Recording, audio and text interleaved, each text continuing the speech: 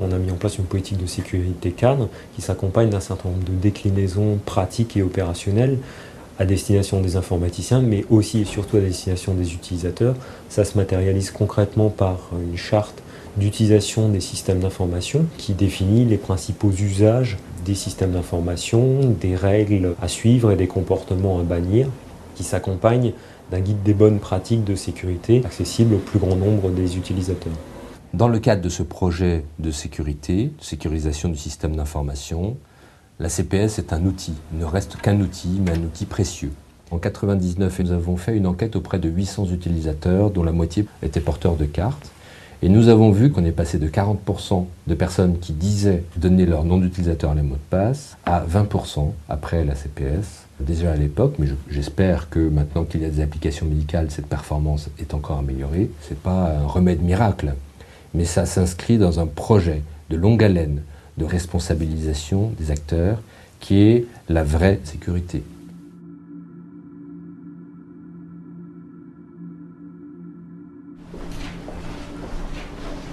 En fonction de nos qualifications, on a des droits qui sont différents.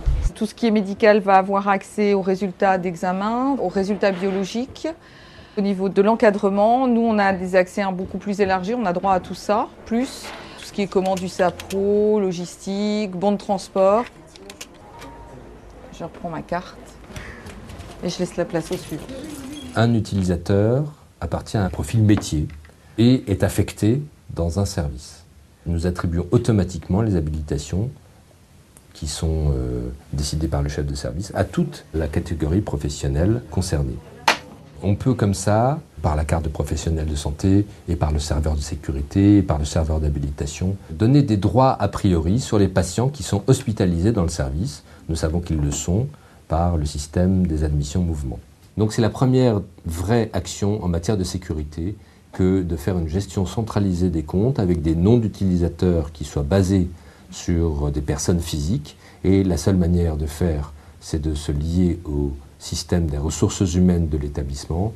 Ainsi, dans notre établissement, il n'y a aucune personne qui en parte et qui garde des droits sur des applications médicales, aucune personne qui soit mutée d'un service à l'autre et qui n'ait pas les droits d'un nouveau service. Nous avons aussi organisé un partage de l'information qui est légitimé a posteriori. C'est une sorte de brise-glace dans notre système d'information. Le professionnel de santé dit « j'ai pas accès à ce patient, mais j'ai absolument besoin d'accéder aux données médicales informatisées de ce patient ».